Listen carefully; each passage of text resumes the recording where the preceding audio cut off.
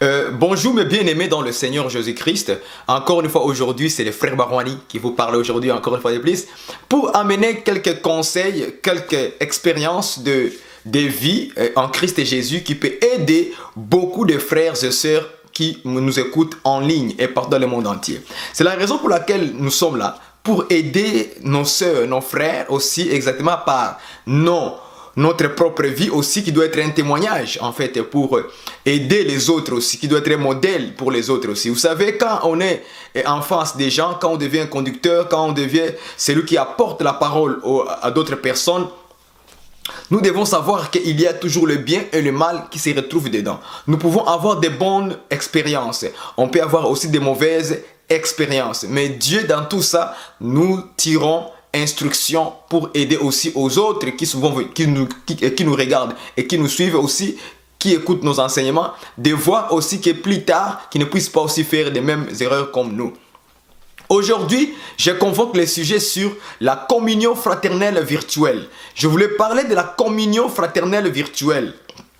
Aujourd'hui, nous voyons que cette communion fraternelle virtuelle est devenue très populaire avec nos bien-aimés. Des prières en ligne sur Skype, des prières en ligne sur WhatsApp, des prières en ligne sur Facebook, des prières en ligne sur téléphone, des prières en ligne. Tout est rendu prière en ligne, prière en ligne, prière en ligne. Vous devez savoir ceci, mes bien-aimés dans le Seigneur, que toutes ces choses que nous avons, ce sont des instruments d'abord aussi de Satan. Même si nous, en tant qu'enfants de Dieu, ayant la sagesse de Dieu, comment les utiliser? Oui, nous le faisons. On doit les utiliser avec sagesse. Mais on ne doit pas se laisser être entraîné par l'ennemi et oublier la parole du Seigneur. Est-ce que vous me comprenez? C'est très important. Je vais vous amener quelques expériences que j'ai subies, que j'ai connues et qui peuvent vous donner des idées. Est-ce que réellement la communion fraternelle doit être virtuelle ou physique? C'est là où nous devons savoir, nous devons maintenant aller vers Dieu pour lui demander comment il doit nous diriger. Je vous assure, ce que moi je vis dedans et ce que je connais maintenant aujourd'hui, ça ne me permettra plus jamais de faire des communions sur Skype, sur téléphone, sur Facebook ou sur quoi que ce soit. Mais ça m'a aidé aujourd'hui, ça m'a beaucoup aidé pour que mon entendement spirituel puisse s'ouvrir et avoir une connaissance efficace pour ce que nous conduisons. Est-ce que vous me comprenez? Regardez, il y a un problème avec d'abord la communion fraternelle virtuelle. Il y a un problème. Dans la communion fraternelle virtuelle, vous ne vous voyez pas. Est-ce que vous comprenez? Vous ne vous voyez pas. Vous ne savez pas qui est qui. Vous vous connaissez seulement sur l'internet, sur Skype, sur WhatsApp, sur Facebook. Mais vous ne vous êtes jamais vu. Ça, c'est la première chose. C'est qu'il y a des gens qui rentrent, qui viennent prier avec vous, mais vous ne vous connaissez pas qui est qui. On s'appelle seulement frère, ma soeur, c'est tout. Mais on ne se connaît pas. En réalité, vous ne vous connaissez pas. Est-ce que le fait, c'est quelqu'un est venu, oh, je suis dans le Seigneur. Il peut être sorcier, elle peut être sorcière. Mais on ne le sait jamais. Mais il peut rentrer. Mais par la grâce de Dieu, simplement, Dieu peut vous ouvrir les yeux que la personne qui est avec vous, c'est une sorcière ou pas. Mais si Dieu ne vous ouvre pas les yeux, comment vous allez le savoir? Aucunement. Personne ne le saura. L'hypocrisie, pareillement. Il y a des chrétiens qui sont hypocrites. Il vient se rassembler avec vous sur le téléphone, mais en réalité, elle-même, la personne, ne vit pas la vie du Seigneur. Chez elle là-bas, si elle est en France et que toi tu es au Congo, mais il ne sait pas qu'est-ce que tu fais là-bas au Congo, ou bien l'autre ne sait pas qu'est-ce que tu fais en France. En réalité, cette communion fraternelle virtuelle est très dangereuse. Il faut toujours, conducteur de l'église, toujours que nous puissions scripturer les Écritures et voir si cela est la volonté de Dieu que nous faisions des communions fraternelles virtuelles. Parce qu'il y a la différence entre communion fraternelle virtuelle et physique. Le virtuel, c'est qu'on ne se voit pas. On ne se voit jamais. On ne connaît pas nos comportements, on ne connaît pas le caractère de l'autre, on ne connaît rien du tout. Mais on se voit simplement sur l'internet. Je ne connais même pas les difficultés de mon frère et de ma soeur. Je ne connais pas ses problèmes. Si elle me dit pas, si il me dit pas, comment je vais savoir tout cela? Je le connaîtrai jamais.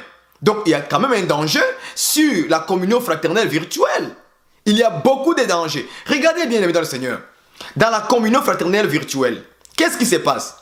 Regardez, pendant que vous êtes en train de prier, en ligne, quelqu'un est en train de dormir sur son lit. Il met les écouteurs, il prend son téléphone, maintenant il est en train de vous suivre et il dort. C'est ça les dangers de la communion virtuelle. Est-ce que physiquement, on peut dormir en priant? On peut se mettre sur les lits, dans sa chambre, sur les lits, et non, ça ne se fera jamais. Deuxième danger. Vous êtes en train de prier, la personne chez elle, il met les écouteurs avec son cellulaire à la main, son Skype ou WhatsApp, mais en même temps, il est en train de cuisiner. Il n'est pas en communion. Est-ce que physiquement, tu peux être en train de cuisiner la nourriture et en prier avec les frères dans l'assemblée? Non, ça n'existera jamais. Est-ce que vous comprenez? Ou bien la personne, il est en train, moi-même j'ai vécu ces choses-là, en tout cas c'est terrible, c'est terrible. Quelqu'un est en train d'écouter la télévision, au même moment il est avec vous en ligne en train de prier. Est-ce que c'est possible? Voilà les dangers de la communion fraternelle virtuelle. Parce que ce n'est pas de Dieu. C'est des choses que Satan nous met dans les pièges. Ça se passe beaucoup de choses dans la communion fraternelle, bien aimé dans le Seigneur. Ça se passe beaucoup de choses qui ne sont pas bonnes. Donc il faut abandonner cela. Il faut laisser que Dieu nous conduise physiquement, que nous puissions avoir des assemblées, frères. Voilà pourquoi notre génération est la génération la plus attaquée. C'est notre génération. Du moins encore, au moins encore la génération de Paul, de Pierre et les autres. Mais notre génération est tellement beaucoup attaquée par la technologie. Tout est devenu technologie. Technologie, des téléphones, des Skype, des WhatsApp, des Facebook. Satan augmente des choses sur la terre pour nous embrouiller dans la tête. Donc, on doit avoir la sagesse de Dieu pour bien se conduire avec ces choses et de faire attention. Regardez maintenant ce qui se passe même sur Internet. Les gens commencent à se dénoncer maintenant les péchés en désordre. Où ça? Sur Internet. Donc, il n'y a plus de sagesse aujourd'hui. On fait maintenant n'importe quoi sur Internet. Et on se croit qu'on a de faire la volonté de Dieu. Non! Erreur grave. Il n'y a aucune volonté de Dieu qui se passera sur l'Internet. Il n'y a aucune volonté de Dieu que Dieu va agréer sur l'Internet. Jamais. Pourquoi? Parce que l'Internet, ce n'est pas un instrument qui est bon. J'ai toujours dit aux gens, l'Internet, c'est une poubelle. C'est le monde. Il y a le bien et le mal à la fois. Est-ce que vous me comprenez? C'est très important de comprendre ces choses, conducteur de l'Église. La communion fraternelle virtuelle, ça se passe beaucoup de choses négatives. L'hypocrisie. On ne connaît même pas la personne, qu'est-ce qu'elle fait, qu'est-ce qu'il fait là-bas. On ne sait rien du tout, mais on se retrouve en train de prier. Et en plus, on trouve d'autres dehors, d'autres en train de cuisiner, d'autres en train d'écouter la télévision, la radio, en même temps qu'ils prient avec vous. Ça, c'est quelle communion, ça? Ça, c'est quelle communion? Ce n'est pas la communion fraternelle, ça. C'est une communion fraternelle virtuelle. C'est ça le problème, de virtualiser les choses. Ce n'est pas correct. La communion de Dieu est toujours physiquement. Retenez cela, frère. La communion fraternelle pour Dieu sera toujours physiquement. C'est pourquoi aujourd'hui, j'encourage les frères et sœurs de trouver des assemblées physiquement. Là où on prêche la vérité, là où on prêche l'évangile pur, là où on vous cajole pas, là où on ne vous flatte pas, mais on vous dit la vérité et on vous enseigne les mystères de la Bible, de la parole de Dieu. On vous ouvre les yeux sur les Écritures, on vous explique point par point les choses de Dieu. Et non pas venir nous flatter, nous parler de bêtises. Non! Cherchez des assemblées fixes là où vous pouvez aller prier Dieu physiquement avec des frères et sœurs. C'est ça l'église du Seigneur. Beaucoup de gens maintenant ont fabriqué maintenant des églises en ligne. Il n'y a pas une église en ligne, ça n'existera jamais. Une église sur Skype, ça n'existera jamais. Une église sur Facebook, ça n'existera jamais. Une église sur YouTube, ça n'existera jamais. Pourquoi? Parce que l'église, ce sont des gens, ce sont des hommes, des femmes qui ont cru en Jésus-Christ, remplis du Saint-Esprit. C'est pourquoi Dieu le dirige par le Saint-Esprit. Car tous ceux qui sont conduits par l'Esprit de Dieu sont fils de Dieu. Skype, il n'y a pas d'Esprit de Dieu là-bas. Il faut qu'on se dise la vérité. Fini la récréation. Il est temps de rentrer en classe et être instruit par Dieu. La communion fraternelle virtuelle, ça n'existera jamais. Les prières en ligne aujourd'hui, ça déborde. Tout le monde, les femmes font des prières en ligne. Les hommes font des prières en ligne. Les jeunes font des prières en ligne. Non, non, non, non, non. Oubliez ça, ça ne pourra jamais vous aider. Ce qui aide, c'est le Saint-Esprit qui nous aide à prier. Personne ne sait prier. C'est le Saint-Esprit qui nous aide à prier. La communion fraternelle est très importante car ça se fait physiquement, non virtuellement. Ouvrez bien vos oreilles. Ça, c'est Dieu. Arrêtons de fabriquer maintenant aujourd'hui des choses qui sont contraires à la parole. Lisons d'abord Psaume 133 que nous lisons beaucoup mais des fois on ne les comprend pas. Psaume 133 verset 1. Voici qu'il est bon et il est agréable pour des frères d'habiter unis ensemble. Il est bon, il est agréable que des frères d'habiter ensemble, unis ensemble. Mais on va venir nous unir où? Sur Skype. Sur Skype. On va s'unir sur Skype, sur WhatsApp, sur Facebook. Là où on ne se connaît même pas qui est qui. Qui fait quoi là-bas? On ne sait pas. Mais aujourd'hui, frères et sœurs, cette parole doit s'accomplir physiquement. Parce que quand la parole de Dieu a été annoncée par la bouche de David, ce n'était pas virtuel, hein? C'était une inspiration du Saint-Esprit parce que Dieu voyait un peuple. Dieu ne voit pas les gens se réunir dans le téléphone. Frère, on ne crée pas une église sur le téléphone. Il y a d'autres personnes qui ont commencé à refuser d'aller se réunir avec les gens physiquement. Maintenant, ils commencent à faire quoi? Ils disent non, moi ça me suffit de prier en ligne là. On prie en ligne, je reste chez moi, c'est fini, c'est bon.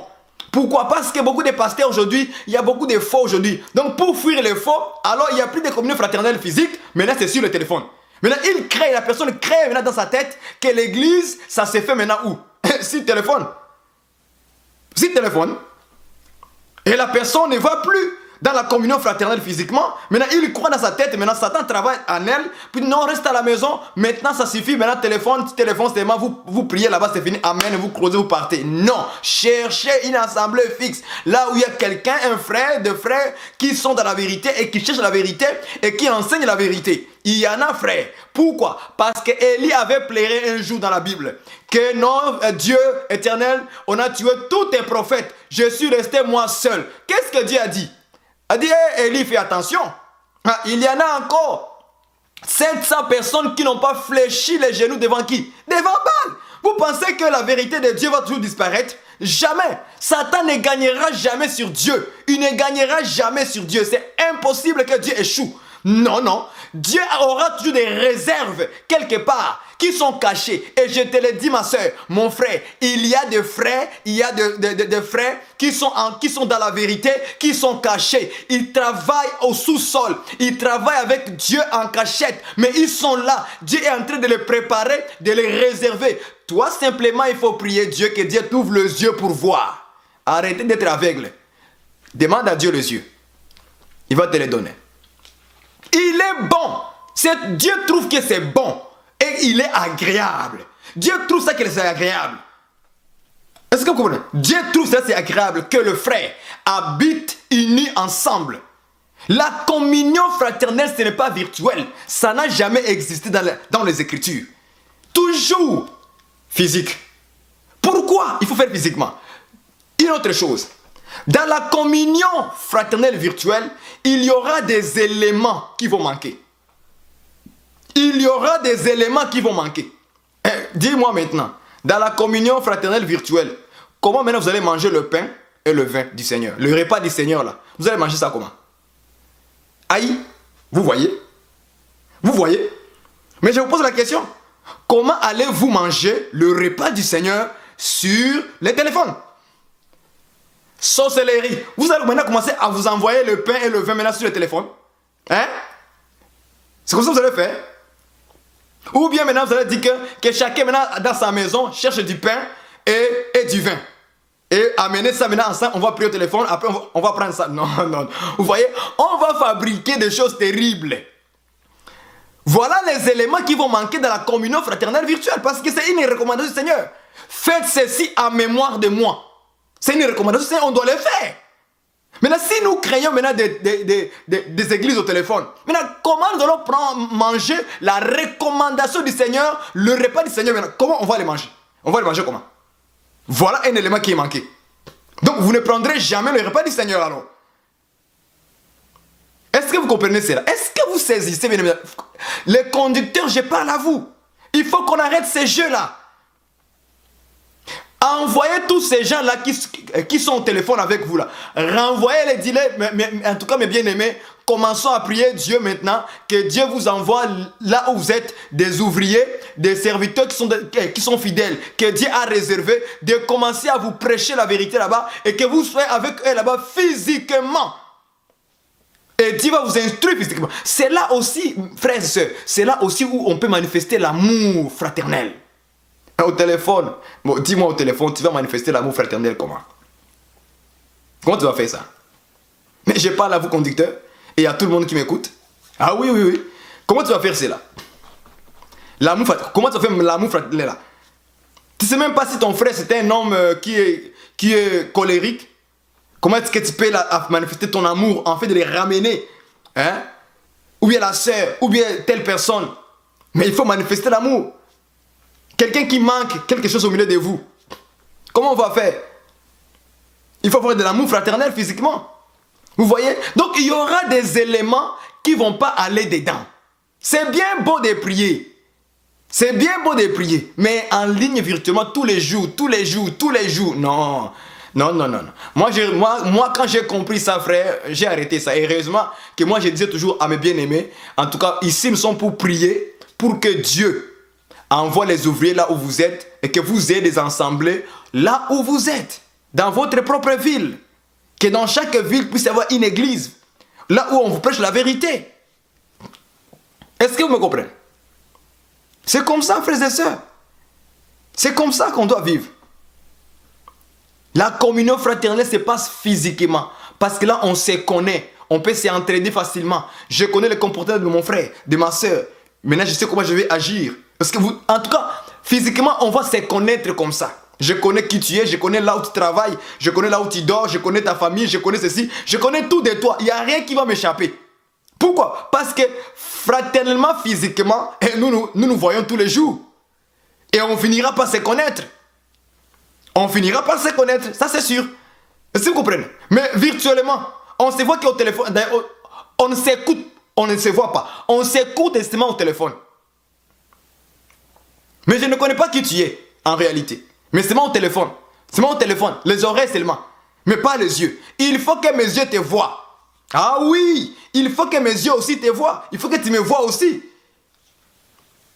La communion fraternelle virtuelle, ça n'existera pas devant Dieu. Et ça, l'ennemi nous a haïs, bien-aimés. Arrêtons ça, courons vers Dieu et cherchons la face du Seigneur, que Dieu envoie des serviteurs dans les milieux là où nous sommes pour aller écouter la vérité. Dieu a réservé et il y réservera toujours quelques personnes qui sont dans la vérité et qui travaillent avec amour pour Dieu. Non pas pour leur propre ventre, mais pour Dieu. Malheureusement, aujourd'hui, beaucoup de prédicateurs maintenant sont tombés parce qu'ils ont voulu chercher la gloire sur l'internet, des likes sur le Facebook, les commentaires à gauche et à droite. Donc, nous prions beaucoup pour eux, que Dieu les relève, parce que aujourd'hui, je vous dis, la plupart des frères qu'on croyait être frères ne sont pas frères réellement. Parce qu'on connaît un serviteur de Dieu, c'est quand Dieu lui a prêté sa bouche. Un ministre qui n'a pas la bouche de Dieu. Pourquoi? Parce que les Écritures disent ceci, que l'homme ne vivra pas du pain seulement, mais l'homme vivra aussi de la parole. Ah, j'aime ça. De la parole qui sort de la bouche de Dieu. Donc en réalité, l'homme vit par la parole qui sort de la bouche de Dieu. Or la bouche de Dieu aujourd'hui, c'est qui? C'est Jésus-Christ. Hébreux chapitre 1 verset 1. Dieu a parlé à plusieurs manières et de plusieurs reprises à nos pères par les prophètes. Mais dans ces derniers temps ici, c'est par le Fils. Donc le Fils est la bouche autorisée de Dieu. Maintenant Jésus-Christ, qui est la bouche de Dieu, qu'est-ce qu'il fait? Il doit prêter sa bouche à qui? Aux 5 ministères, apôtres, pasteurs, docteurs, évangélistes et prophètes. Donc tout ça, ce sont la bouche de Dieu. Donc Dieu a 5 bouches. Donc ces 5 bouches-là, c'est ça qui vient en fait pour commencer maintenant à arroser le peuple, à enseigner le peuple. Vous comprenez? Donc les 5 ministères, ce sont la bouche de Jésus. Est-ce que vous comprenez? C'est la bouche de Jésus. Maintenant, Jésus doit prêter à ces hommes sa bouche pour parler au peuple. C'est pourquoi nous disons qu'un ministre qu'on n'a pas prêté la bouche de Dieu, il doit s'asseoir, il doit écouter les autres. Est-ce que vous comprenez? Il doit écouter les autres. Il faut avoir la bouche de Dieu. Parce que c'est là où sort la parole. Maintenant, Dieu ne t'a pas prêté la bouche, mais tu veux parler. Et quand tu veux parler sur Internet, tu parles des bêtises. Des bêtises, des faussetés. Vous voyez? Fuyez l'orgueil, bien-aimé conducteur. Fuyez l'orgueil. Fuyez l'orgueil. Je suis venu me donner un petit conseil par rapport à la communion fraternelle, virtuelle plutôt.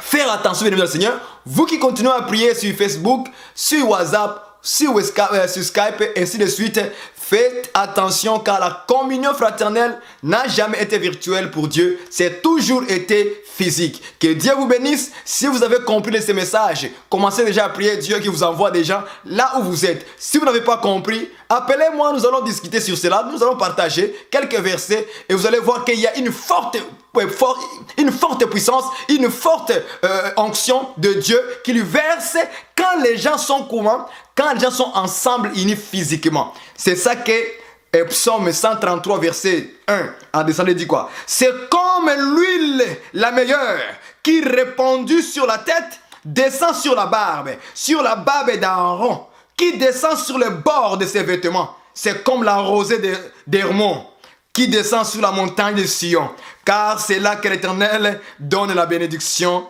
la vie pour l'éternité. Donc c'est là où Dieu verse quoi? L'huile, l'onction. Il fait descendre l'huile, l'onction. Il y a une forte puissance qui s'élève quand on est physiquement en train de prier, de chanter, de louer Dieu. Mais au téléphone, il y a beaucoup d'erreurs au téléphone. Les Skype, il y a des contretemps.